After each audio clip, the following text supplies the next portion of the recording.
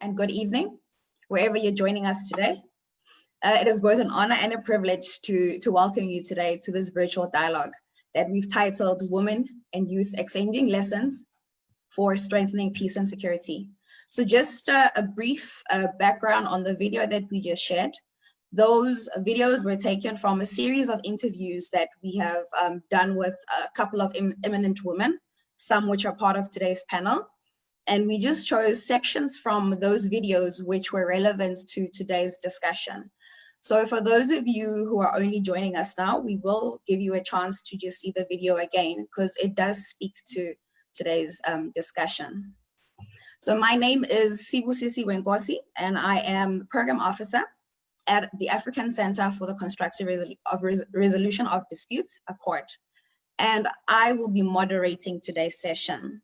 But before we start, just to note that we do have French translation. So for our colleagues which prefer to listen in French, please do tune into the French translation. And thank you again for joining us for today. So this dialogue today specifically will be focusing on sharing knowledge and experiences. And this will be between two women who are in the field and are eminent, and with our young peace builders. And we'll be guided by the question, where to next? So this sharing of knowledge will basically we'll also be looking at the risk of the virus and comparing to past peace building experiences. The panel will guide each of us and the panel to chart a way for on how to face the current crisis. This dialogue will be a part of a series of virtual dialogues, which we're hoping will forge stronger relationships between our eminent women and our young peace builders. And this will be done by bringing them together and discussing these issues, reflecting and listening to each other, and also exchanging knowledge in order to enhance conflict prevention and mitigation across Africa. So before I hand over and we start our discussions, just please note that if you have any questions, please can you put all your questions in the Q&A tab, and when we get to the questions, we will try to address as many of them as possible. We are also streaming live on our Facebook account, and the handle is Accord Durban for those who would prefer, depending on your internet, if you want to watch the streaming one. We are streaming live, and the discussions are being recorded and will be available after the event if you want to just pick up on anything else that you might have missed. So before, let me just highlight the program. We will start by doing opening remarks, which each of the panel members will just give us a brief opening remark. And then from the opening remarks, we'll go into discussions with our panelists. And to start the tone and the set of the meeting, I'm going to give Ms. Pravina Makanlak, who is the General Manager Operations at Accord, an opportunity to give us the opening remarks. The floor is yours, Pravina. Madam Moderator, Your Excellencies, distinguished panelists, Ms. Helen Kaiser Noha, Aya Chebe, Valine Diane Subrayo, and Natasha Mutua. On behalf of the Executive Director of Accord and Accord, I want to welcome you to this webinar on women and youth exchanging lessons and strengthening peace and security, and hosting this webinar in this very different times that we were used to working in. So you're all probably wondering why we chose women and youth. And the reason for us locating this conversation around women and youth in peace and security is because 2020 was not going to be an ordinary year for us in the field of peace and security. It was a year that we had set and prepared to celebrate many milestones related to the years of lobbying and advocating for women's rights, women and girls' education, women's empowerment, and importantly, making the link between international peace and security and the involvement of women in responding to conflict and in peace efforts that we would be engaged in. So when we talk about these events, we are remembering the 25th anniversary of the Beijing Declaration and Platform for Action, the 20 years of UN Resolution 1325, and all the subsequent resolutions that have built the women, peace and security architecture that we have now. We're talking about the end of the African Woman Decade. We're talking about the launch of generation equality that is still taking place this year, but we had grandeur plans in which to host these events, to reassess where we are, to redouble our efforts and take us forward. But this was very abruptly disrupted by the World Health Organization declaring the coronavirus a global pandemic in March this year.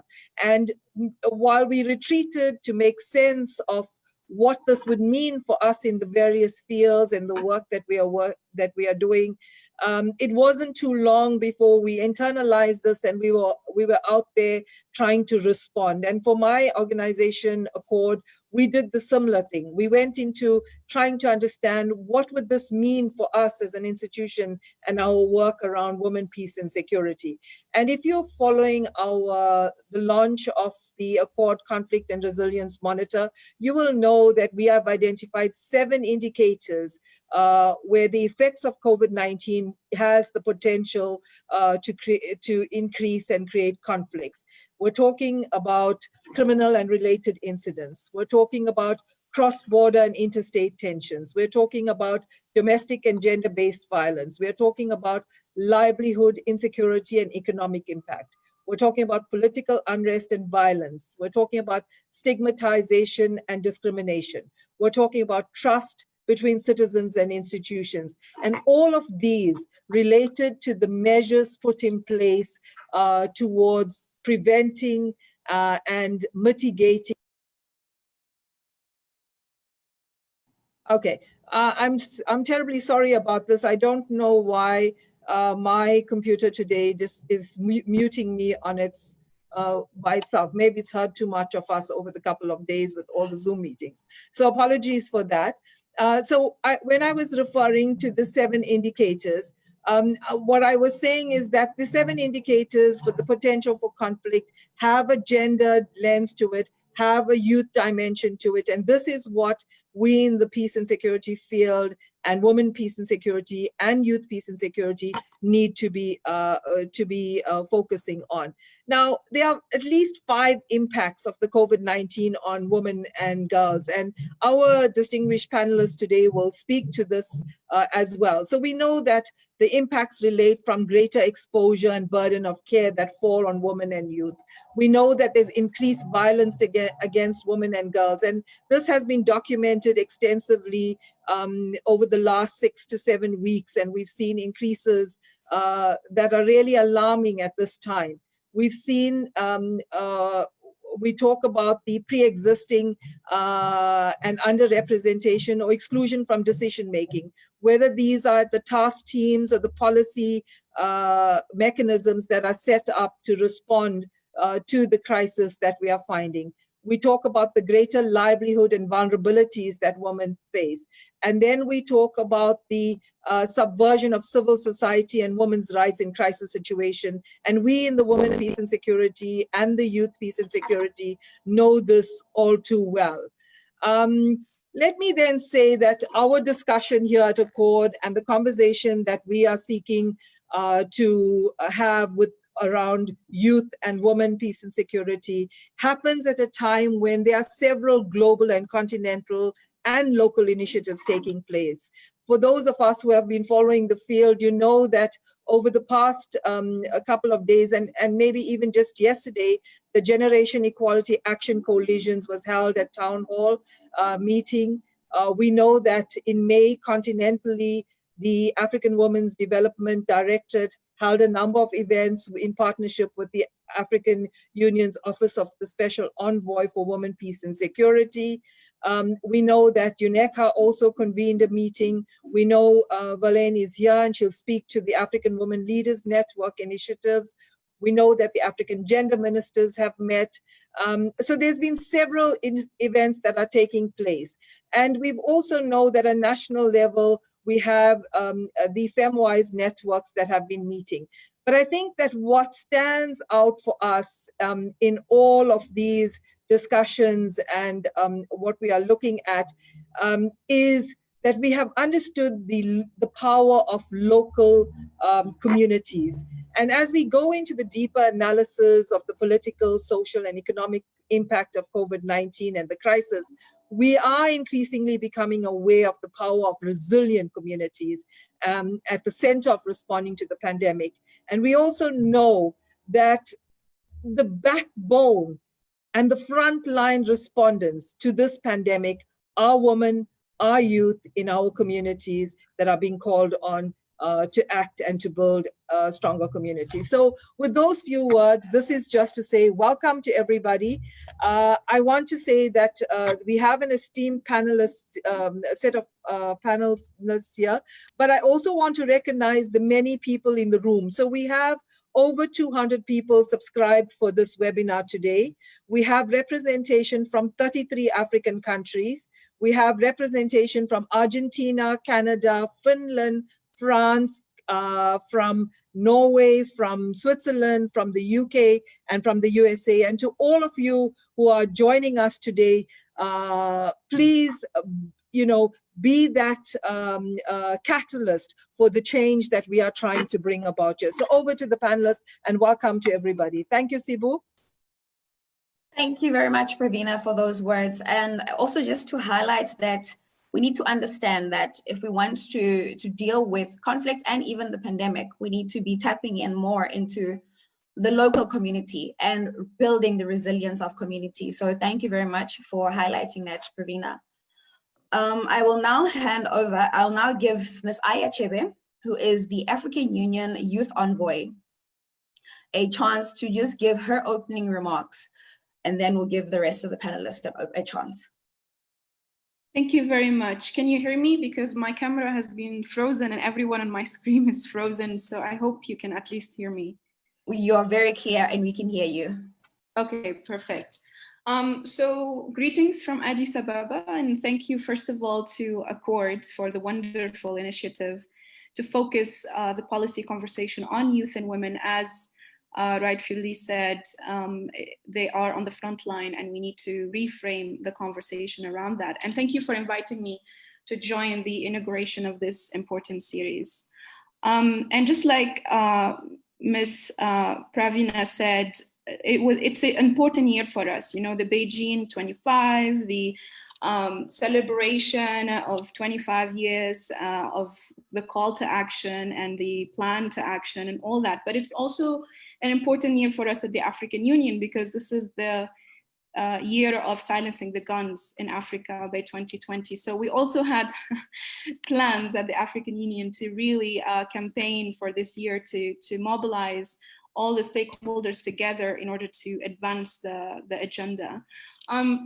So the question that I saw when I was sent the briefing on the session is on the youth, peace and security agenda. And the title of this series is also Peace and Security. I just wanted, I just said that I wanted to thank Accord for the initiative. And then I wanted to highlight that at the African Union, we have an important year this year because the theme of the year is on silencing the guns in Africa by 2020. So we also had a lot of plans to mobilize different stakeholders and young people and women around this agenda on the ground. So we actually planned for a campaign on the ground and a tour in 6 African countries. So COVID-19 definitely disrupted those plans, but nevertheless, we continue to mobilize virtually and through networks who are working on the grassroots. And then I wanted to go into the question for today, which is the Youth, Peace and Security Agenda, and the title of the series on peace and security. And I wanted to also challenge that and let us think through what does that mean for Africa. because I think we definitely now have an opportunity to move from the youth peace and security agenda into the youth peace and development agenda. I think COVID-19 has forced us to rethink the notion of security, to rethink the definition of threat. What is really a threat? Is it climate change? Is it terrorism? Is it inequality? Or is it COVID-19? What does security mean when governments impose lockdowns which increase gender-based violence?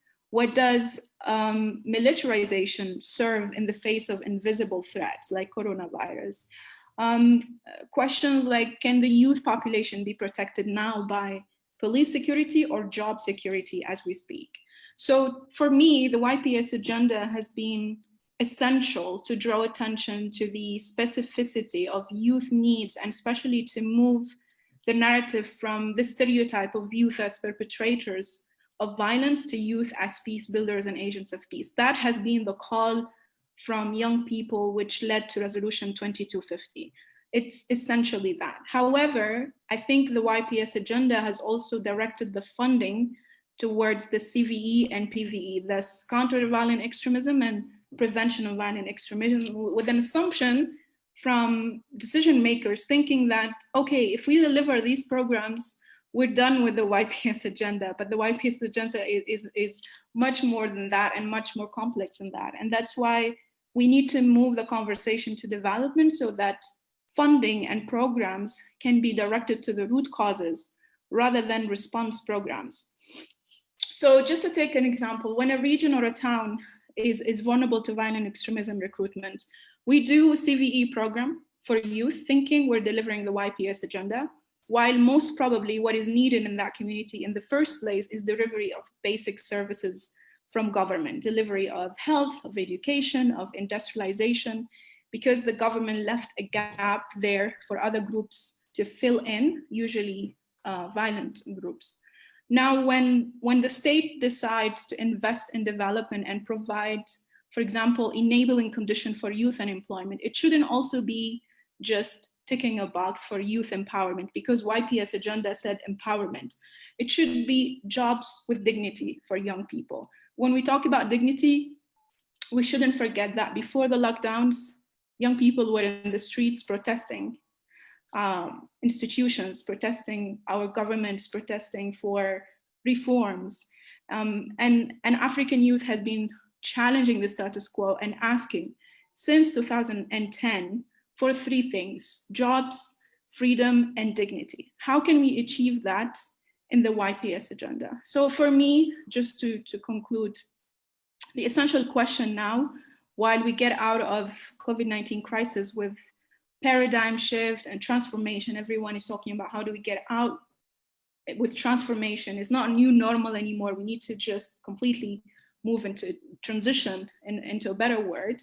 How can we use then the YPS, the Youth, Peace and Security Agenda in Africa, to dig deeper and to use our instruments at the African Union? We already have the African Youth Charter. It was adopted in 2006. Article 17 promotes youth participation, peace and security across 7 sectors. We have 39 countries already ratified the charter. We have built a program around it. This year, the African Youth Charter Hustlers, and we're selecting 2 youth per country to advocate for the implementation and reporting of the charter. So we need now to continue to advocate for a protocol on youth, peace and development to bind member states to address youth needs on the continent and really analyze this COVID-19 period to get out with it and move to focus on investment into key issues on youth development. Again, thank you very much to Accord for having me, and congratulations also on the launch of the monitor. And we hope to build on that also to continue to shape the narrative of young people during COVID-19. Thank you.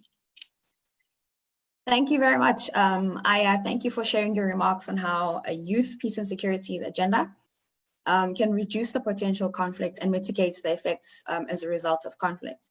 And just to highlight some of the things that you left to us, just to also ask ourselves the question, what does security mean for young people? That's one of the things you said. And we need to move the discussions towards development and the root causes of the many challenges which young people are faced with. So thank you very much for that. The next speaker that I'm going to give a chance to is Ms. Helen Kesi-Nyoa, who is the Executive Director of Women's International Peace Center. The floor is yours, Ms. Helen. Yeah, thank you very much, my sister and Pravina, for inviting me to speak today on this very important conversation we are having. For me, my opening would just be to reiterate what Pravina has said and what Aya has also said, but speaking from the women, peace and security perspective. But also to acknowledge that we cannot have this conversation on women, peace and security without discussing youth, peace and security. You know, we can't continue to do that. So I'm very glad that, you know, we have such a fantastic panel of young people interfacing with the older people. My reflections are like this. What COVID has done is to uncover, you know, and reveal, you know, the inequalities that we've had over time. In many of our countries are claiming to be developing, but COVID has just shown, you know, how poorly we are doing in terms of our different areas of development. In terms of the women, peace and security agenda, we know, and I mean, it has been proven and researched that countries that are in conflict and post-conflict, many of them do not have their infrastructures well developed. And so when there's a pandemic like COVID, it of course is going to impact on them significantly more, and more so for the women, and more so for people who are living in internal displaced people's camp and refugees who are in other countries. Imagine the situation, you know, that these women and youth and children will be living in. What we know and what we can learn from Ebola is here for us again to see. However, we note that the responses that we have seen in terms of the COVID has been militarized in nature. You know, we've taken that same perspective of churning out regulations without having any conversation with communities in terms of what is needed. And we see that because many of these countries have not paid attention to social services like health, now we are where we are. We are so scared about how many people are going to die in Africa. The whole world is worried about us, you know, how we are going to cope with this. But because our governments post-conflict have invested most of their money in military equipment and also securing their borders, and less on providing livelihood and social services to its population. And so now we are here waiting for aid from other countries for us to be able to address COVID. And in the meantime, every country is being impacted. So what's going to happen to us, you know, in terms of our response, and how do we take responsibility for the problems that we have? It also has revealed that we cannot just look at peace and security from one angle. You know, we need to look at it from the perspective of many other things, from the economy, from health, from education, from climate change, you know, from migration, and all the perspectives that many times we tend to ignore, that everything links in one way or the other to peace and security, but also to begin to look at peace and security as defined by women themselves and young women themselves. What does security really mean for an ordinary woman who is in the community? We are here all locked down, and people are locked in with their abusers. People cannot afford to eat food.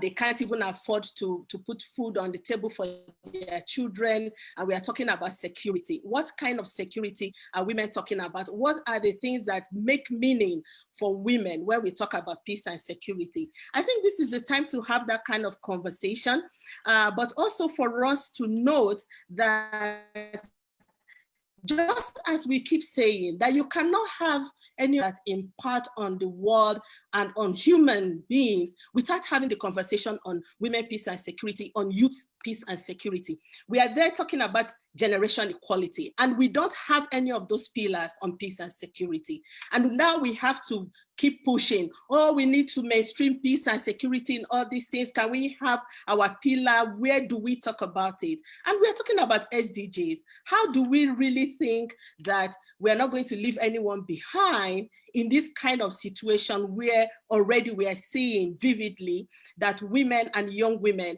are being impacted in different ways, in ways that are unimaginable, that women excuses in time. You know, how do we explain that we are going to be able to achieve the SDGs? So I think this is a call to action, that we need to have this conversation, and we need to have it now and not tomorrow, that women, even in these circumstances, have become on the front line. You know what Pravina is saying, they are the ones who are taking care of the families. They are the ones that are taking care of the communities, making sure that food is on the table, and of course continue to do the peace building work that they are doing, you know, at the community level. So I think that for me, is when we talk about all these instruments, is again, for me, it's time for action. We are tired. You know, you cannot continue to have corrupt governments who are not being accountable to the citizens.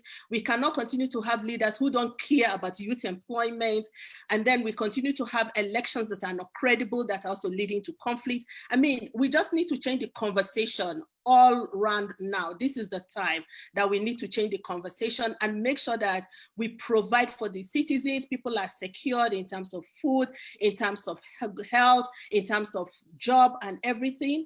But all around in the African continent is that we cannot continue to say women's labor are, you know, care labor, continue. What do we do to address those issues now? That we cannot continue to say, oh, women are doing the work, but for how long are they going to be doing this work free of charge?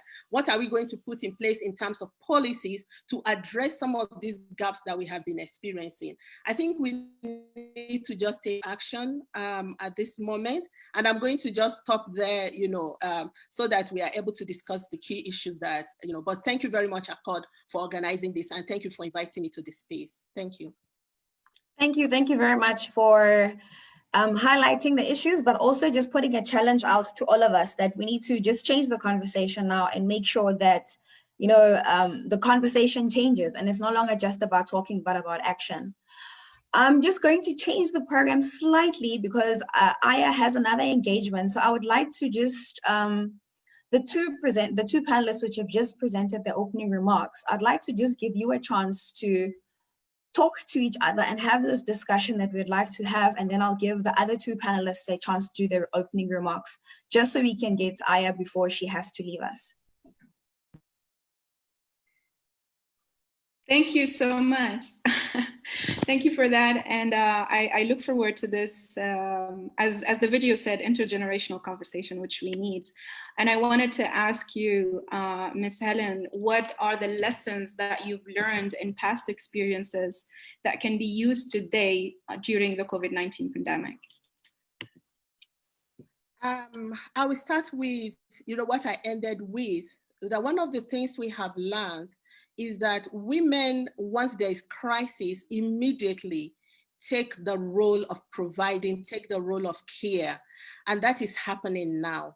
That we need, and partners need to pay attention to the role of grassroots women and support the work they are doing in terms of maintaining the communities, in terms of promoting peace. The other for me is that women and young women must be involved in all the processes related to COVID. You cannot be having task force, you know, that do not bring in women. But when we talk about women and young women, we also need to be careful, you know, from what we have known, that you can't put one woman on the table and assume that she's representing women. Women and young women are not a homogeneous group. Within the women and young women, we have different groups of women. We have women with disabilities, we have women who were impacted by the war, women who were raped, we have women victims of sexual and gender-based violence. So we have all those categories of women that must be brought on board to ensure that their needs and what they want to get, you know, what they will need in terms of COVID is being addressed. We need to focus on health. So from my experience, a lot of times when there's crisis, less attention is focused. Well, this is a health crisis, but you'll be surprised to know that in terms of the lockdown, many women have not been able to access family planning. A lot of women who are pregnant are not able to go for antenatal. So this also is contributing to the increased number of women who are dying from pregnancy-related illnesses. So how do we, ensure that many of these things that are usually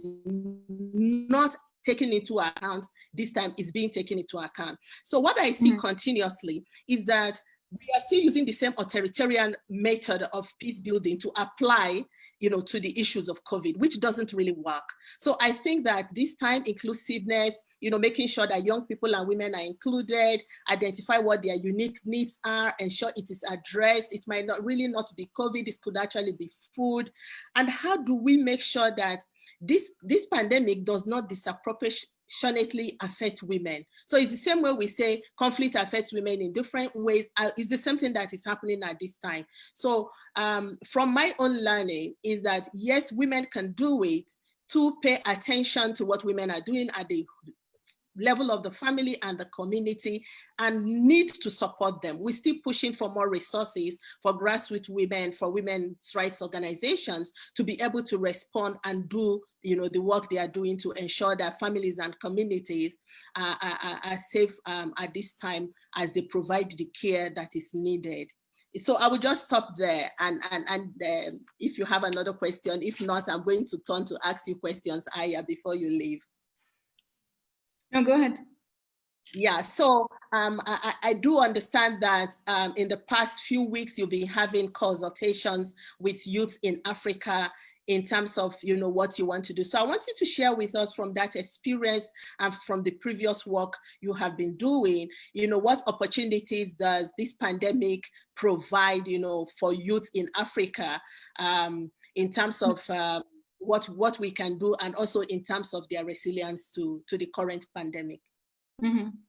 Thank you first for sharing, the previous question. I totally share that opinion with you on not treating us as a homogeneous group.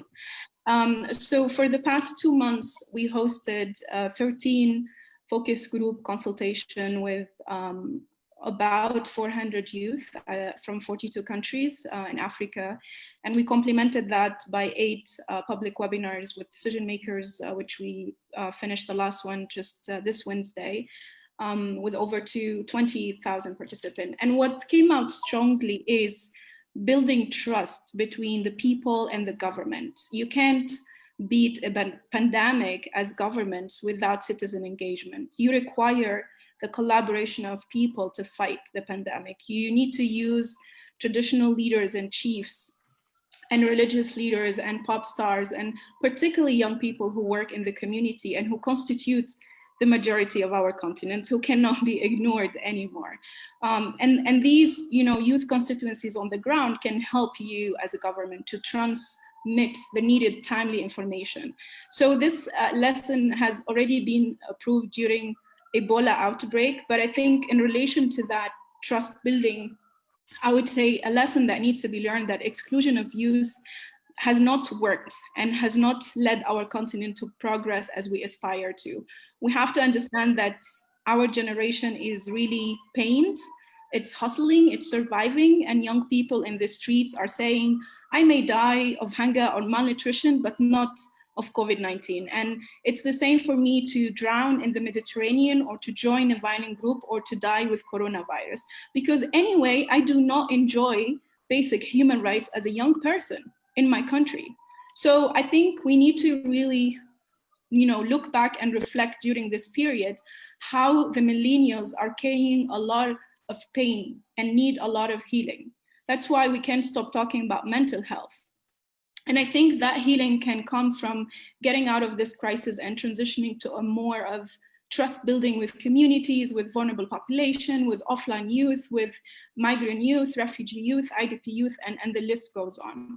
And we say youth might not be affected by COVID-19, but can be the carriers of the virus and therefore have to comply with the measures. But before COVID-19 era, we said youth cannot run for office because of age and have to vote for my party. I mean, without trust building and collaboration, young people will continue to resist this top-down continuous approach. And then the other thing I really wanted to share out of frustration, from a youth perspective, the majority of young people have already effectively been working to promote peace in communities, but their stories and models and innovations of resilience are undocumented, unprojected, and unutilized. And this is a big gap. It's the refusal and resistance of government and leadership to listen, to translate their talk into concrete action, and to integrate youth innovation in their national response plan. Many young people right now, the past 3 months, have turned their organization offices into production labs for hand sensitizers. They're doing door-to-door distribution of food and raising awareness. They started crowdfunding platforms. They developed websites for informing the public. They transformed rubbish bags into aprons and gloves and masks as protective gear.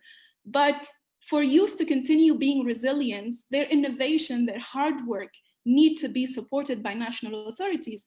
And that can be as simple as recognizing these innovations, certifying the prototypes so they can scale up, so they can go to the market, or funding. Many member states launched COVID-19 funds. South Africa, more than 50 million fund plan. Cote d'Ivoire, more than 200 million plan. Ghana, 100 million COVID-19 plan. How much of this is going to youth-led action on the ground? And just maybe to end, I mean, as I always say, it's time for co-leadership between young people and the people in positions of power and leadership. The young people, especially who are out of the system, they're not in public service, they're not in parliament, they're not the ones making decisions. They need to be integrated. So ministries of communication should work with youth tech gurus and youth campaigners who know exactly how to get the message out, and help our traditional bureaucratic institutions to digitalize. They can actually build the capacity of our governments. Ministries of health should work with youth-led organizations, just like as you said, Helen. Many young professionals are scientists and health workers should be part of the scientific conversation about the vaccine. Our heads of states and presidents should have youth advisors to advise them how to address their constituency, how to put recovery funds directed to youth in informal sector, and so on and so forth. So just to conclude, I think at the African Union, at least, we set the example. We have created as an intergovernmental institution, we're the first to create a platform of co-leadership at a continental level. We launched a month ago the African Youth Front on Coronavirus, which has about 20 member organization representatives. Each of them has another 10,000 member organization, and they're working and co-leading the response of the pandemic with Africa CDC on a continental level. So I'd like to see more of that at the national level in our member states. And I truly believe that changing the conversation to intergenerational co-leadership could be an approach for conflict prevention on the continent. Well, yeah, thank you so much, Aya. And I just hope that this message will go out to our governments. Yes, youths are there. They are doing fantastic work. It's not being recognized. It's not being acknowledged. They are not being invited to the table. Imagine the kind of things that our governments are missing in terms of use of technology, new ways of doing things, the examples that you have shared with us. Thank you so much. And I hope that a lot of the people are picking the recommendations and our governments are able to invite youth and women to the table. So I go back to you, Madam Chair. Sorry, Errol, I really wanted to ask you this question on women, because you are the women's rights advocates here. And I really want to hear from you.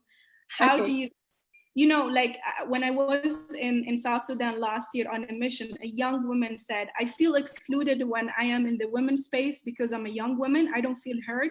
I go to the youth space, I feel mansplained. So I'm not sure where do I belong in my advocacy.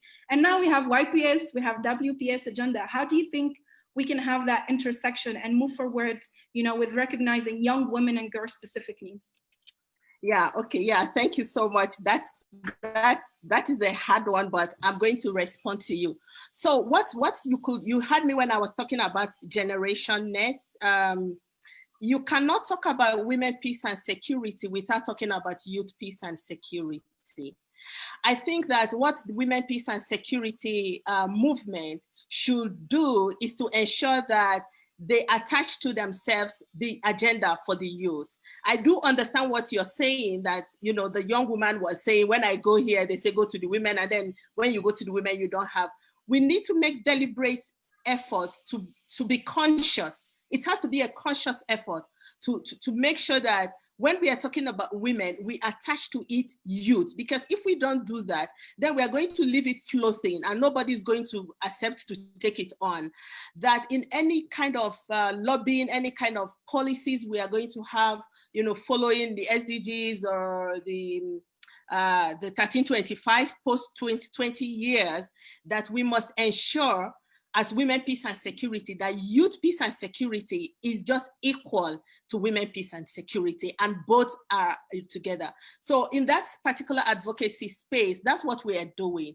Consciously, you would also note that within the GMAC, we now have the GMAC youth, you know, and of course it is young women, that in any conversation around where we are pushing for women, we must, as a matter of, you know, consciousness, you know, make sure we include youth within that conversation. That if we don't, also ensure that even in grouping the youth, and I'm insisting that they are not a homogeneous group, that we cannot leave them just there with the entire youth, because then they get lost in the mainstream youth conversations.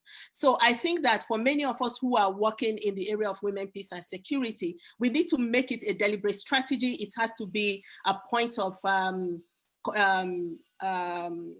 a strategy like what ACORD is doing, you know, that you have that deliberate effort, ensure that you bring women and young women who are working in women, peace and security together all the time, journey with them. But the women, peace and security movement also needs to make sure that they push the agenda of youth, peace and security, and make sure that young women's voices are being heard in these different spaces, that they are allowed that we deliberately profile them and their needs, show their leadership capacities, provide for them the space to be able to show what they can do as young women, like all you fantastic African young women are doing already, being led by you, Aya. We are very proud of you. So I think that if we don't do it as a deliberate strategy, then we are going to leave young women in that space of mainstream where they are also going to be oppressed the way we have been oppressed. We must make sure as women peace activists that we do not replicate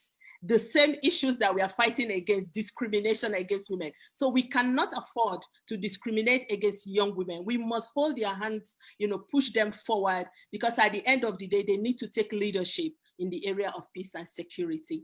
I don't know if I responded to you, Aya. You did brilliantly, as always. Thank you so much also for your amazing work. We're so proud of you and so honored to keep working with you and collaborating with you. Before I hand over to the moderator, I apologize, I have to leave, but the conversation on the chat box, it's just so interesting.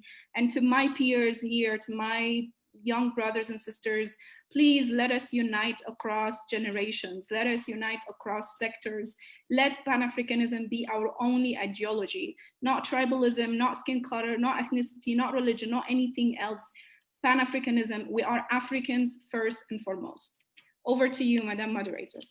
Wow, thank you very much. Definitely very interesting conversation and very dynamic. Aya, before you leave, we just all would like to say happy birthday. So before you leave, happy birthday. And thank you so much for sharing everything and highlighting, especially that young people are hurting and there's healing that needs to happen. Hence, there's so much of mental health issues that are going on, and that the great work that's being done needs to be acknowledged and needs to be supported. If we can just take some of those messages and remember that, then we'll go very far. So thank you very much to the two amazing panelists, and Aya, thank you very much. There were some questions we would have liked to pose, but we understand that you have to leave, so it's fine. Thank you very much. So let's move on now to the next section, and still very exciting panelists too, and a very interesting conversation. So now I'm going to give the floor over to Miss Natasha, who will, since we had to change the program slightly with Aya, I'm just going to give you a chance to give a 1-minute opening remark before we start with your discussion. Okay, so Miss Natasha, I'm going to just hand over to you for just a quick opening remark, and then we can go into the discussion between the two of you. Okay, thank you for this great opportunity. I would like to speak on young women in the grassroots. On patriarchy-wise, I think not only is it coming from the men, but from the older generation as well. They were raised in a certain way that we do not understand. And it's also building on us young women now. It brings us down, just like Aya said, that at times we really don't understand if we're visible when we are amongst the older women, when amongst the women. So it's really a hard wound that's in us young women to say, how can we bridge that gap that's between us, the older generation and the younger generation? Thank you very much, Ms. Natasha, for those opening remarks and for just highlighting that. The next speaker that I'm going to now introduce is, sorry, Ms. Velani. I hope I got that right. Ms. Velani Diana Subroidu. She serves as a policy advisor on women, peace and security and is the coordinator of the African Leaders Network. So over to you. Thank you so much, my sister. Thank you. And I'd like to join our sisters Helen and Natasha and Aya in thanking Accord for convening this powerful meeting today. And of course, our sister Pravina, who's, putting all those great voices together and making sure that we can have this conversation. And I think I don't want to, I'm going to build on what has already been said and not go into too much detail. I think we're in the middle of a crisis. We have a crisis, and crises are very unsettling. COVID-19 has shown a lot of the challenges and shortcomings that we have, on infrastructure levels, in terms of health, in the allocation of resources. How do we allocate adequate resources for education, for human security, for human development, instead of, overloading the balance on responding to violence and to non-development aspect. I'd like to perhaps share a few questions for thoughts to help us through the panel. Crises are a time for opportunities as well. I think looking at COVID-19, some of the questions we may ask is, how do we cope with this crisis? We've heard it. We have a variety of voices. We have a variety of perspectives. Not everyone is living the same life, and having to deal with, not having access to healthcare, not having access to the adequate infrastructures. We've seen and we know that women were suffering from the lockdown, not having access to the right support system around them. But from this crisis, I think we need to look at how can we tap into it and be able to build opportunities from it. This crisis has, of course, put us straight in the face of our shortcomings, but it's also the possibility for us across sectors and across generations to look at how do we build back better? How do we use this crisis that we're facing to address urgent and pressing issues? I mentioned human security. How do we make sure that we deliver on, concretely on actions on Agenda 2030, which is the global one, and Agenda 2063, the Africa we want? How do we make sure that young women's needs and girls are, answered for? How do we make sure that those are key elements that we need to recenter as we not only respond to the crisis, but also think forward on the way forward in terms of recovery and building back. It's not even building back, it's literally rebuilding the whole ecosystem. Perhaps I'm going to keep some of the way forward. We've led with the African Women Leaders Network several consultations at continental level. The AWLN is a joint supported initiative from the African Union and the United Nations through UN Women and the Office of the Special Envoy on Women, Peace and Security, who both share their regards and encouragement for this session. But we need to do better. We need to make sure that the needs of the most vulnerable populations on the ground, and not necessarily the ones who have access to already services, are answered for. The continent, we know it, more than half of the continent, 52% are women. How do we make sure that half of our continent and youth are not left behind? So those are some food for thoughts, and I'm happy to go through the panel with my sister Natasha as we answer some of these questions. Thank you. Thank you very much. Thank you very much for just highlighting that how can we use this crisis? And also we need to just deliver on action. So thank you for just highlighting that. I would like to just 5 minutes to give the interpreter just a short break. So what we'll do is we'll play the video again because some of our participants had not joined us in the beginning. So this is a video that we've put together with clips from eminent women in the field of peace building who had words to share with not just young people, but reflections of their own as young peace builders. That in situations where there is no peace, there is no future.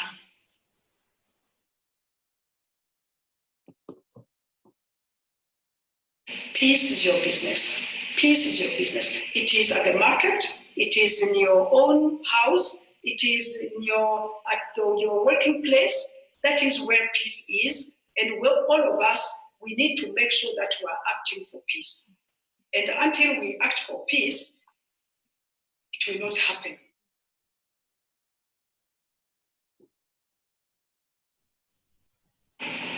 We've done all we can do amidst the challenges that you need to take charge actually. The systems we are dealing with are so resistant to change. And so it doesn't require just talking. It requires much more than that. Strategize. Look at the loopholes. Engage and know who your allies are. They are there, but they're just waiting for you. Identify your allies and like and believe in what you're doing. Identify your mission, because all these spaces can distract you, take you to another direction. So once you find your mission, you know exactly your identity. And I think once you have that, nothing can distract you. Stay with it, stick with the process, continue to own the process. So young people just have to remember that the ball is in their court now. The young people need to see this is now their push. It's they who will be doing the pushing. We will be behind them, but they are the ones who have to break through. They have to break through. They have to get this thing done. This new generation, I know they will take up the mantle. I'm not worried about the mantle. We've prepared them.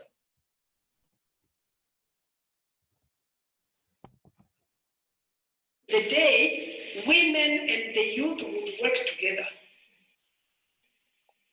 things will change very fast. If we join forces, I think that's where we take Africa to which deserves to be. My message now is that we have to push the hardest. We have to join ranks. We have to get every possible partner who can be with us. The men are very important in this. They have to open doors for us. We have to push these doors open. We have to push to get ourselves in those chairs. And when we get in those chairs, we make sure we are there.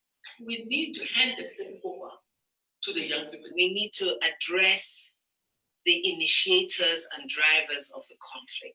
I don't think we can spend another 20 years saying, well, you know, when people have created a conflict, then we come and pick up the mess. We have to make sure that there is no mess because our planet and our continent is too fragile.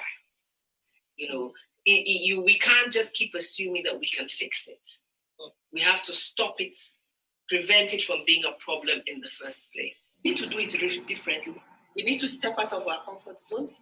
We need to stop papers and become more realistic in terms of what we want to see change. We need to acknowledge that we need change, but change needs to happen when we go out there now. All these conversations is enough. Let's just go and do it. And honestly, if you wait and call women are brave. They will do it. The time has come that as women, we're not going to fight for the next generation forever to prove that we're also capable human beings. And so I want to say to us and to younger people, let us go forward together in intergenerational way, where you share the past, the experience of the past, but also be able to give an opportunity to the people of the future.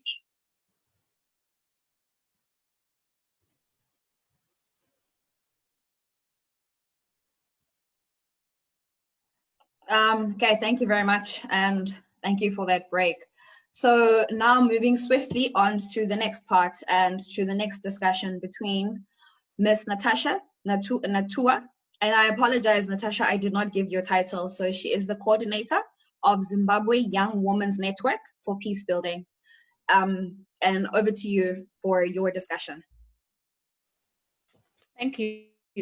I would like to speak more on the young women in the grassroots. When the lockdown started, I don't think anything was put into consideration when it came to women.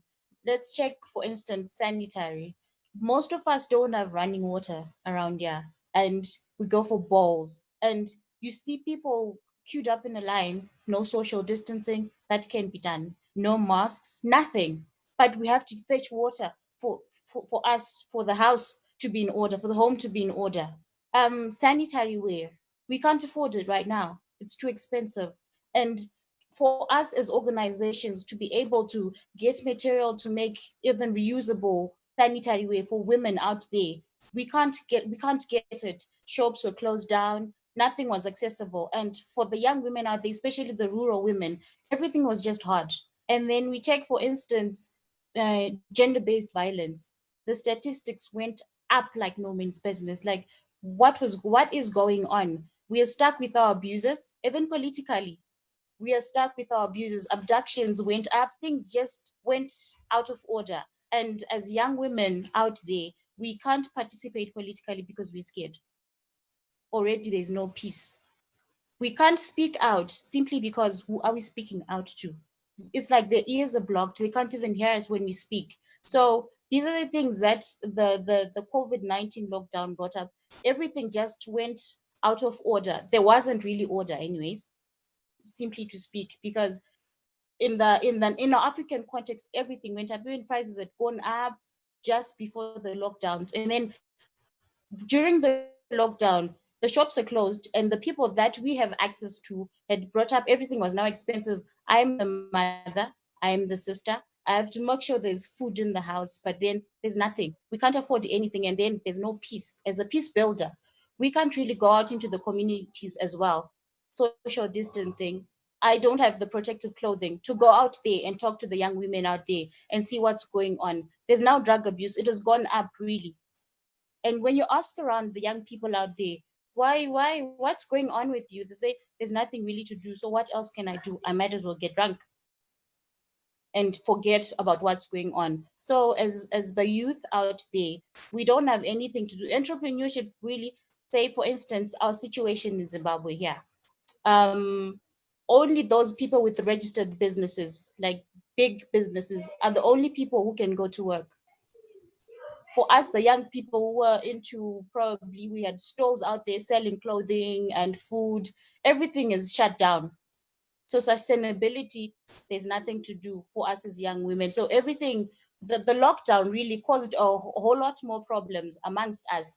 It's more like they really didn't even consult us that what can we put in place for everything to keep going. At the same time, we are safe. So these are the things that these are the problems that we're facing at the moment. And really trying to figure out how we can tackle these situations is really hard for us here. Thank you very much for highlighting those challenges which are being faced by young people and even peace builders, to the fact that you can't work like you would like to work due to not even having access to some of protective gear that you would need, and also social distancing. So Ms. Vileni, I'm just going to give you a chance to just reflect on those questions and give us some of your inputs. Thank you so much, my sister. I want to thank Natasha because I think she's sharing, inputs that are critical into how we're responding to crisis in general in, on our continent.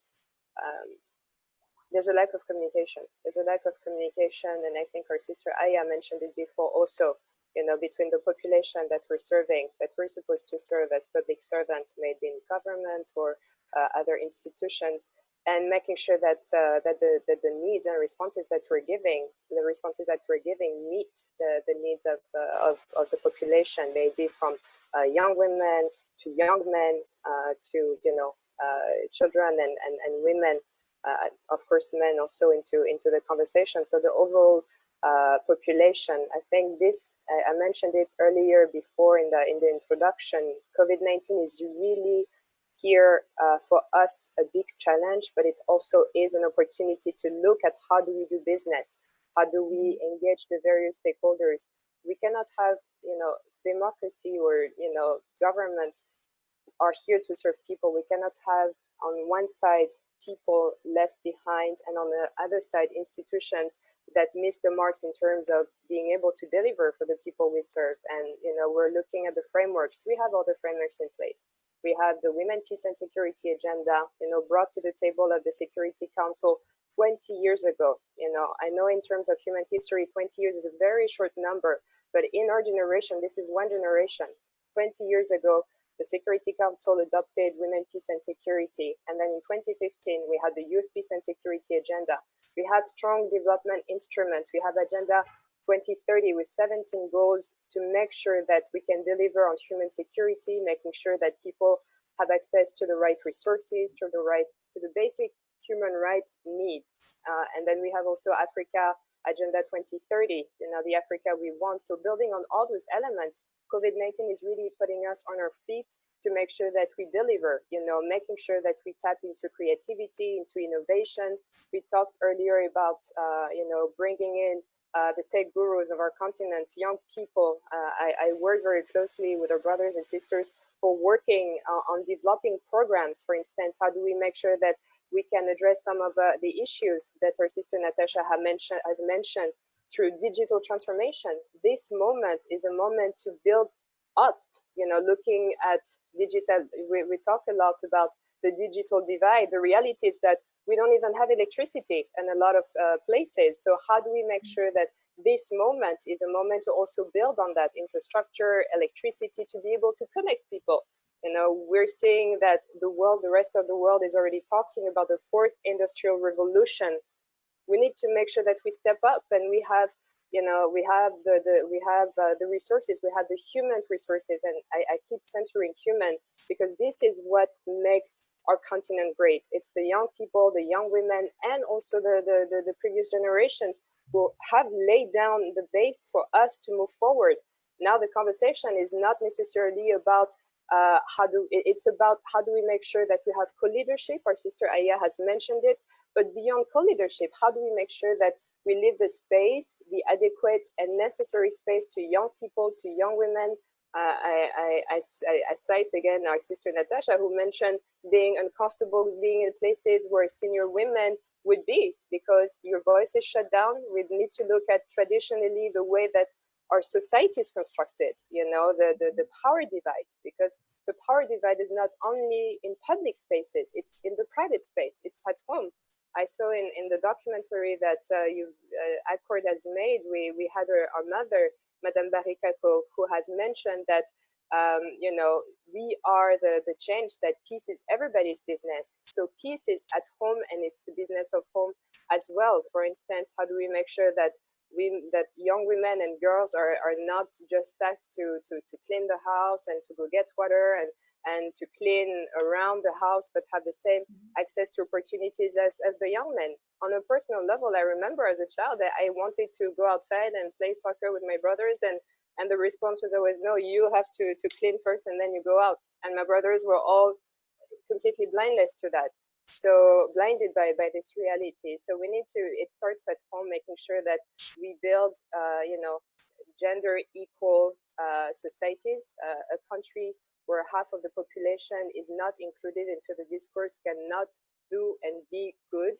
And I think this reflects also into what our sister Natasha has mentioned around the power structure, where we have a lot of healing to do. We have a lot of trauma, we have a lot of healing, and we need to make sure that in the response that we're giving to all the crisis, maybe of course COVID-19 crisis, or now this year we're in the silencing the guns agenda at the level of the African Union and continental discourse. We need to make sure that we are looking at, you know, making sure that we don't reproduce hurt and pain, not only through generations, but also through gender. You know, how do I make sure that I have an open and inclusive conversation with a mother of mine who, you know, would consider my inputs and insights not as, oh, those young people, you know, they have those ideas and let's disregard and move forward, but how do I make sure that I take it seriously and integrate this perspective into the work that I'm doing? And that's a lot of the work that we're doing with the African Women Leaders Network, the Joint UN-AU initiative for women's leadership and empowerment in Africa. We have, you know, built around this perspective that it's only together that we'll be able to go far. We have the Young Women Leaders Caucus within the African Women Leaders Network, which is extremely proactive, making sure that young women's voices are not shut down or left behind from the conversation, not only at policy level, but also at grassroots. You know, sitting down, peace starts at grassroots level. How do we make sure that, you know, ensuring the participation and not only having a seat at the table, but a meaningful seat at the table. So this is one of the elements that is being done. Thank you very much. Thank you very much to the two amazing panelists for just touching base on power structure, touching base also on the patriarchal, not necessarily men to women, but also within ourselves as women and how we nurture our young women and give them spaces. So thank you very much to the two. And I'm just going to jump into some of the questions.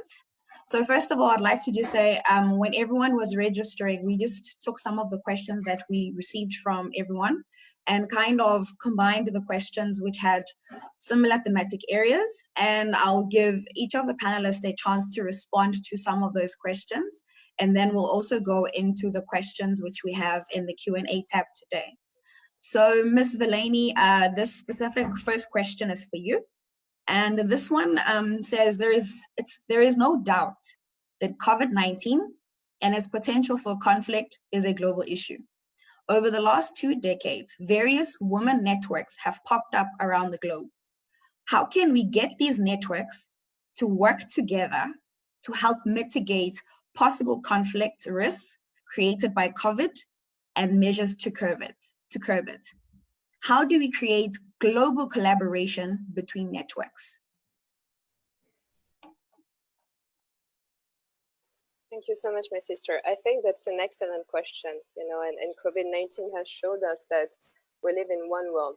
We're all interconnected, you know, from Johannesburg, we're sitting now, we're, you know, to Douala, to Addis Ababa, to, you know, we're all into one humanity. And this reality also brings me to think that we all share one common denominator as human beings, you know, regardless of the color of our skin, regardless of our gender, regardless of our you know, background, social or economic. The common denominator is the fact that we all have key aspirations and desire to be answered. Some of them are access to opportunity, the opportunity to thrive, not only to survive. And I think we feel this call and we can sense it throughout the continent in Africa. And I talk from a perspective that I understand, that is mine, and that I share with millions of other brothers and sisters throughout the continent. The other common denominator is that we need access to resources to be able to thrive and not just survive. And when I talk about resources, you know, COVID-19 has blatantly showed us that we need access to healthcare. Someone who's living in a village does not have nor the opportunity nor the financial background to be able to take a flight to a developed country where they will be able to have access to healthcare. So how do we make sure that we will rebuild these infrastructures on the continent? So through these common denominators, answering the question of how do we come on a global level, I want to bring us back to one element that Pravina, our sister, has mentioned at the beginning. 2020 was supposed to be the year where we come and celebrate the achievements of the women's rights movement globally, from Beijing, you know, +25 to Generation Gender Equality. And now we find ourselves shackled by this reality that we are on lockdown. Women are suffering even more. They live with their abusers at home, not only women. I'm thinking about young girls also. We've seen report of young girls being raped, being sexually abused by family members. So how do we make sure that we answer to those challenges that have now brought us backward into the commitments and deliveries that we had done and committed to through the Women's Movement agenda? And looking at that, the only answer is to come together. And again, it brings us to the question of being all connected, through digital transformation, and the necessity, the urgent need for our continent's leaders to invest into basic electricity, making sure that someone who lives in, I would say my village, be able to be connected with someone who is Johannesburg, to be able to strategize. Because in the end, the reason why we're not able to fully deliver is the compartmentalization, the fact that we're working in silos. I don't know what my sister in India is doing. It's true, we might not have the same,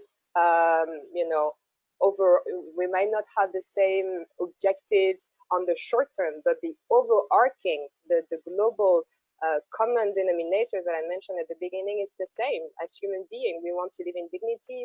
As women, we want our rights to be respected, and we want to make sure that we have access to opportunities.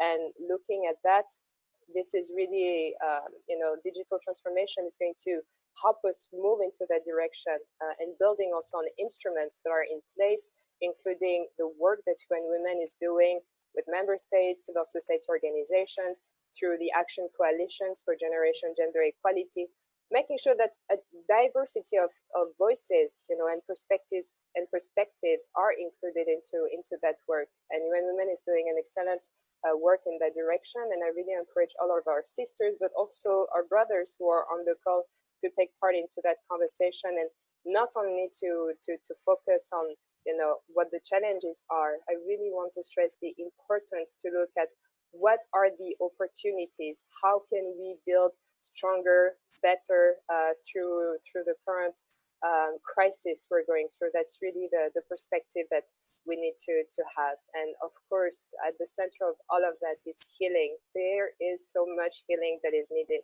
Healing for young women whose voices are being shattered, healing for a continent in general. So centering healing into building back better. Thank you. Thank you very much. Thank you very much for reflecting on that question with us, and giving us a lot to think about what are the opportunities, and also just tapping into healing.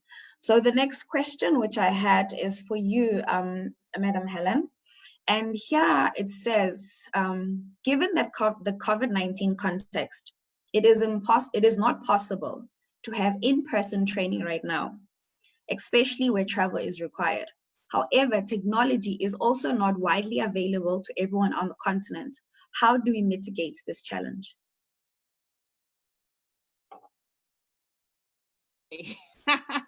That's very interesting, but that also takes me back to what Natasha, was sharing about, girls and women at the grassroots level. That I think it's time we also rethink what we are calling training. Does training really need to mean that we bring people to the table and do the usual thing? That we need to change the way that we are skilling people, and the assumption that we are transferring skill need to be questioned, because any human being has some inborn capacity in them that we need to acknowledge, that we're actually not imparting on them, but we're just enabling them to use those inborn capacities that they have to address the immediate needs, in our own situation, to build resilience. So yes, we might not be able to reach them, but I think phone gets to almost everywhere now. The question would be, how do we as development practitioners, as peace builders, transform or change our workshop monies and funding to support women at the young women and women at the grassroots level to be able to have access to phone? And when you have a phone conversation with someone, helping them to rethink, whatever strategy they are trying to adapt, you've imparted, I don't really know, you've supported them in a way.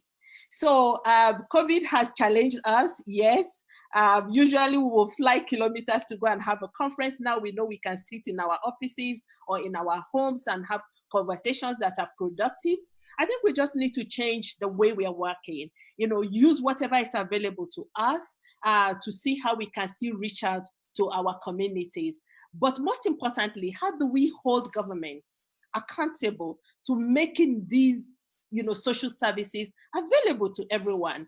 In Africa, it should be a given, that any community should have access to phone. So for us, if there's access to phone, how do we provide that to women? Anyone can use a telephone, whether you're literate or you're illiterate, you can use a phone. What are the other facilities that we can make available with our workshop resources to communities to be able to be more resilient and to adapt to COVID, So, I mean, yes, we need to change the way we need to have the conversation. We need to listen to what is needed by the communities, and also don't think that they need workshops. What is that thing they need, and how do we enable them, to get it? What we are talking about is survival, that people need to live today and tomorrow, that people need to avoid being infected with COVID. That's what we are talking about. And then once we've done that, then people need to survive. Governments are busy, thinking again, on the large scale. No one is thinking about the ordinary people. But women and young women and communities are creative, they are adapting. So how do we acknowledge, recognize those adaptation strategies and help them to upscale it for their own survival? I think that's what I would say, but I think the telephone, my sister talked about communications, and I think that is it. How do we really use that, to make sure that we reach out to communities? Because I don't think we're going to be traveling very soon. Yeah. Thank you very much for that very practical example on how we could actually just, solve and work around this current issue that we're faced with. My third question is directed to you, Natasha. And the question says, many young women and youth have gone through extensive training to be mediators, but are still not called upon. How do we bridge this gap? I think how we can bridge this gap is more of our communication with the government. We have organizations like in the government, we have organizations like the Peace and Reconciliation. It's so restricted in so many areas that they can't go because probably they don't have the skilled people, of which we are the young people who are skilled, but because we are not heard, we are said we're not experienced. In the case that, let's say for instance, jobs are not there and they say 5 years experience, So I think if they consider us as young people that we can do the job, we are there. So it's more of us communicating with the government and saying that we are here as young people and we can do it and we want to help. We can be the change to our countries. I think that's what we can do. Thank you very much. Yes, thank you very much, Natasha. While you still have the floor, there's a question which is on the question tab, which I think ties up to your reflection now, that I'm just going to throw to you. And the question says, how do we convince youth today that politics is not the only mean to a better life? For example, I can put in an example first before I go on. We recently had 3 young women that were abducted in the political sphere. And up until now, we really don't know why they were abducted and how it all happened. But it was a lesson to us young people that at times we want to dwell more on the political sphere where we do not get any answers and we do not know, because mostly, like here in Zimbabwe, it's mostly we are toying, we are marching, we are making noise, and that's really not a channel of communication. But sitting down and getting to relate with the older people that we have in our communities, in our government, and getting to talk with them. That's when I really like the question on the mediators that we have as young people. If we engage more with those young people who are into mediation and we get to talk more in the political sphere, it can help. But also as young people, we should think more on the trainings that we've gotten in the past. Entrepreneurship, it makes us go forward. We're dwelling more on business, less on being vagabonds, as we are called. Dwelling more on business and doing more, showing the world that we have the capacity, we have the brains, we have the education that we have, be it we went to university or we went to training, simple training as from an organization, and we got capacitated. As young people, we can go further. That development that we need, if we as young people dealt more with developing our countries, we would have the communication that we need. I remember I watched a documentary from South Africa. They made their own Wi-Fi. It was in a very remote area. And as young people, if we do more research and what's going on around us in the world, what other young people are doing, we can be inspired to do better, not just to dwell into politics and think that's the only thing we can do to get development in a country, but how us young people can support each other in doing more than just dwelling in politics. So I think as young people, if we think more of supporting each other in ideas that we have, we can do more.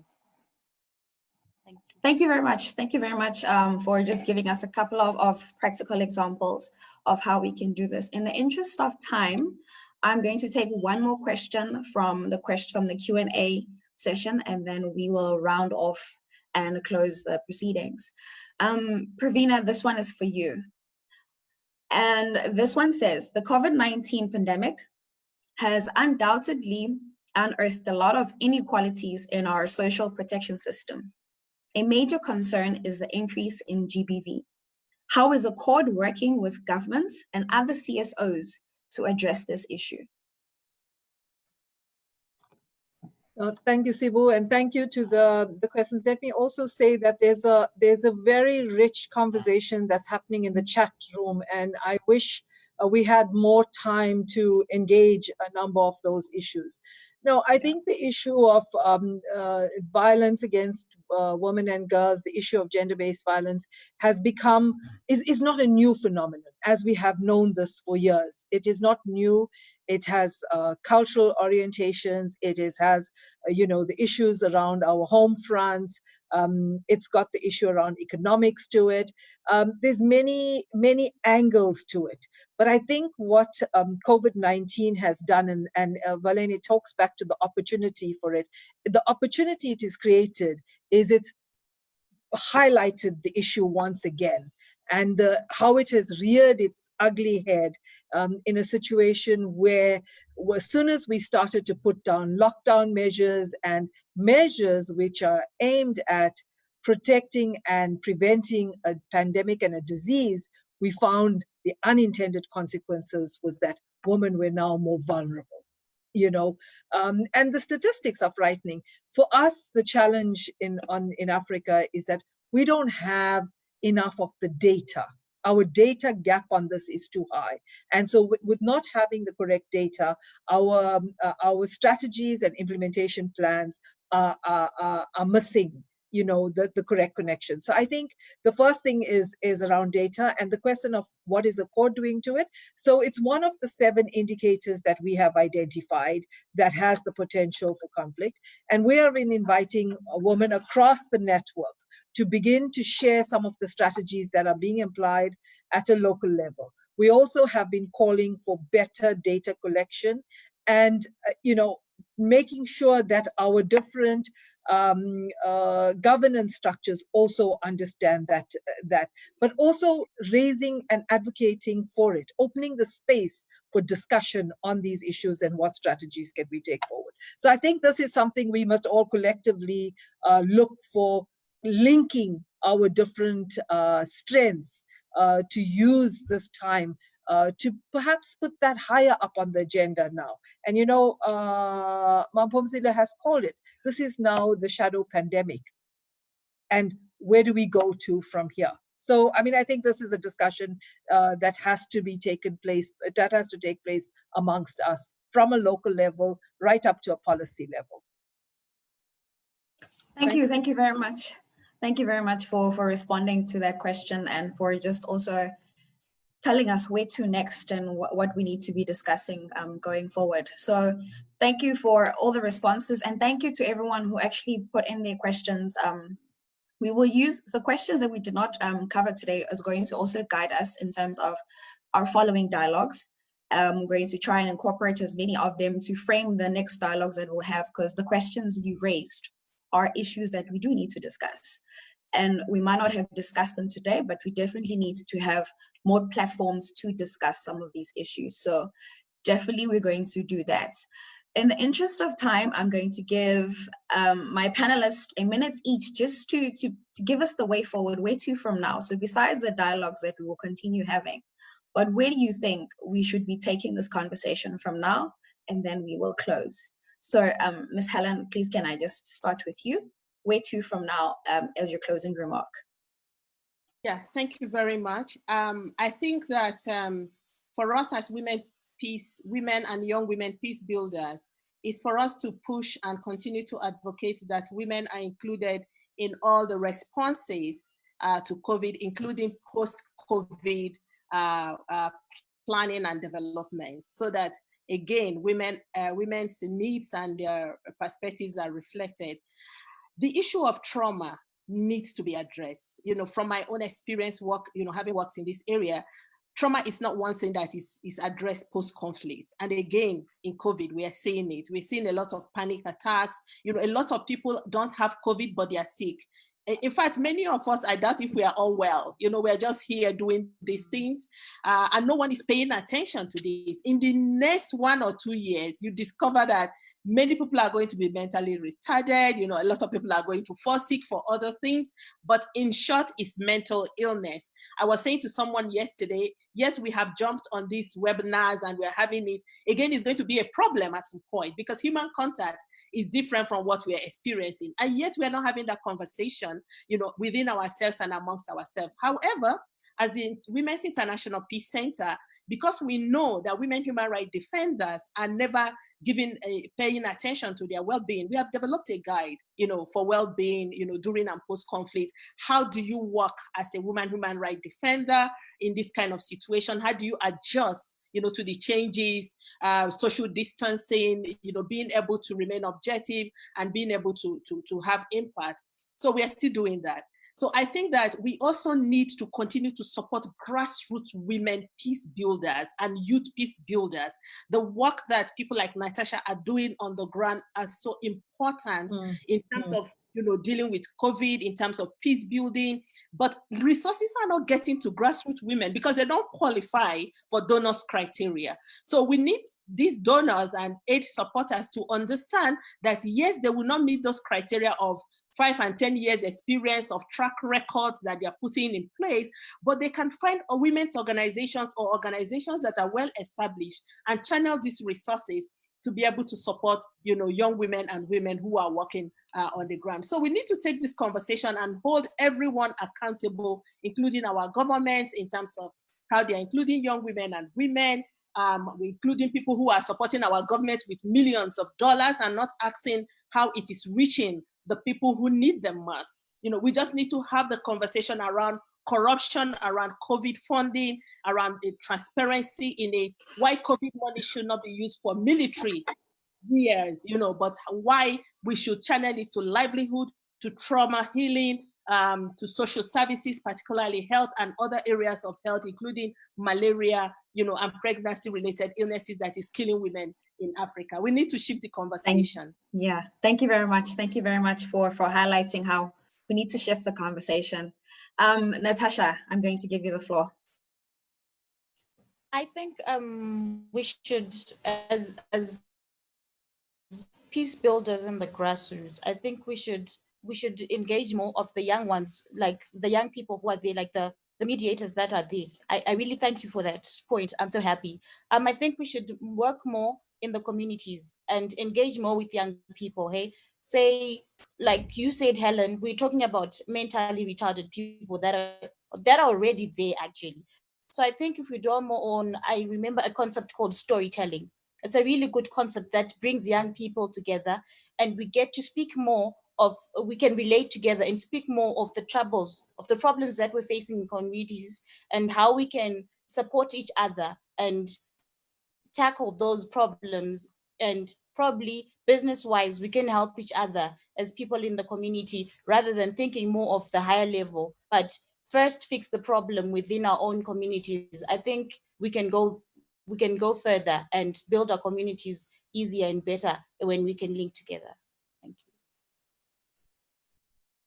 Thank you so much. Thank you so much, Natasha, for highlighting how, as young people and also people working in the grassroots, how we could actually be doing this better. Ms. Vileni, over to you. Thank you, my sister.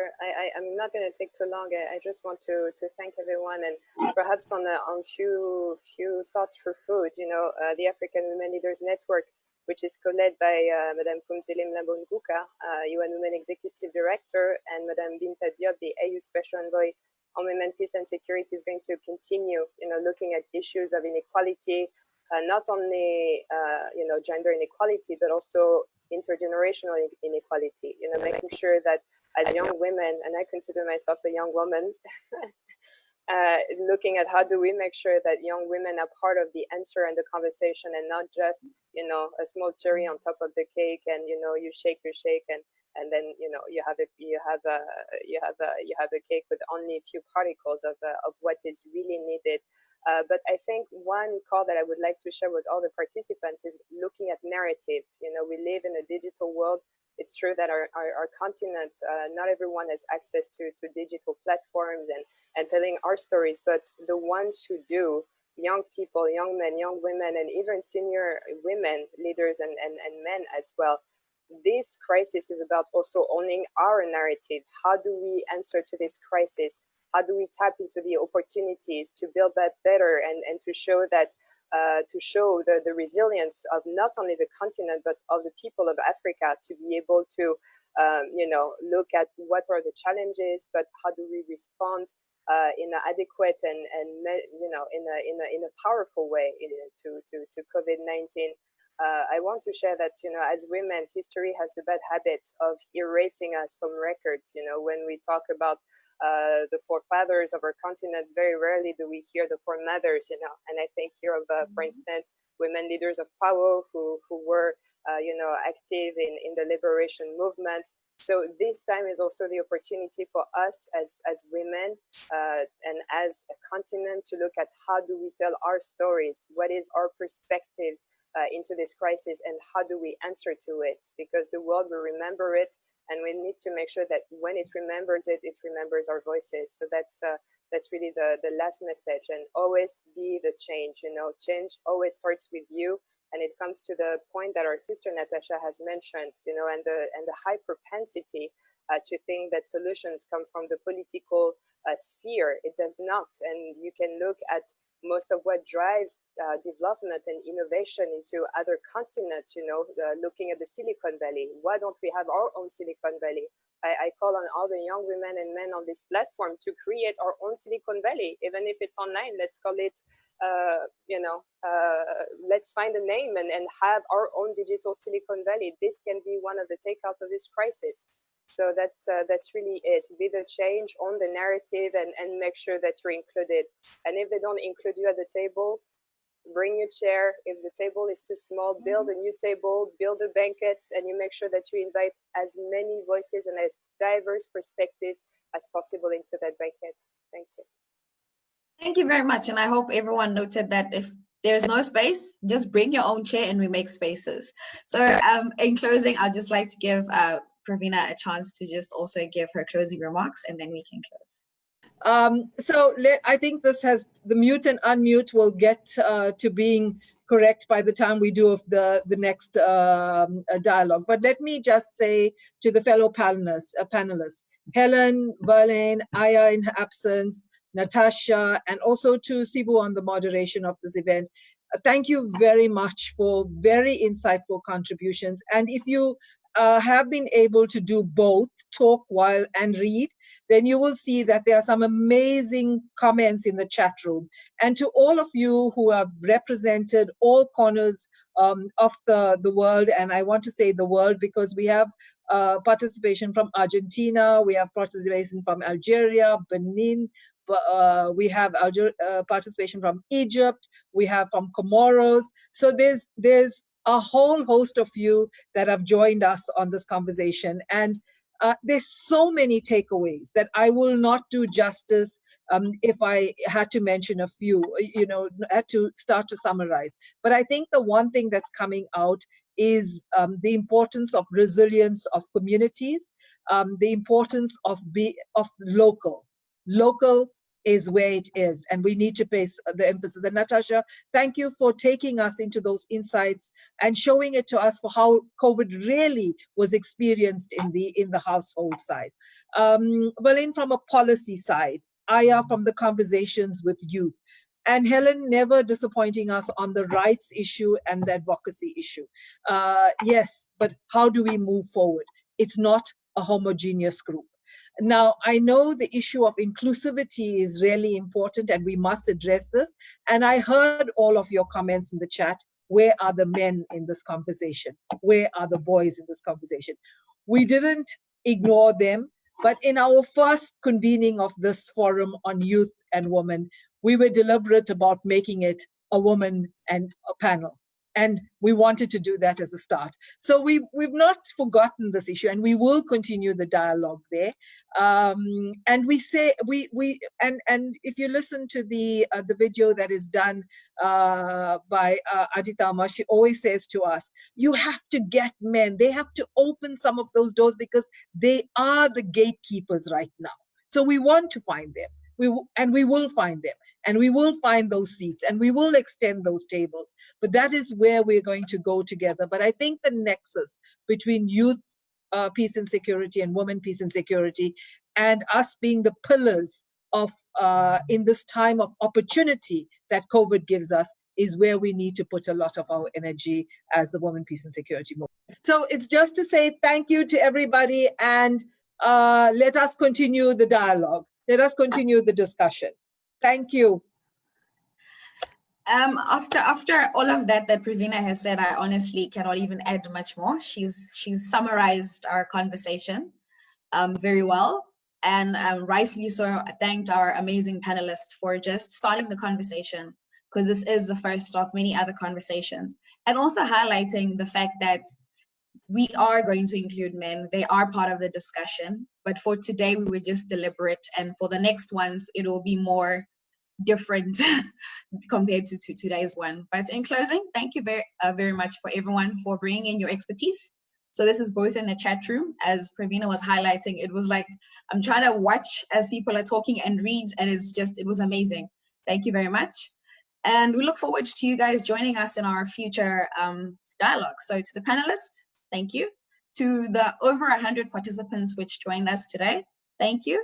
To the translator, Ms. Beatrice Boltz, thank you very much for making sure that our French participants also are part of the dialogue and are not left out of this conversation. And to the Accord team in the background, thank you very much for the great work that you've put together to make sure that all of this comes together. A report of the meeting will be shared with everyone who took part in the meeting in the next couple of days, and we will have the video also available online if you want to just, if there are bits and pieces that you still want to recap on, they will be available. So again, thank you very much, and as we say in Zulu, siyabonga. So please stay safe. Thank you so much.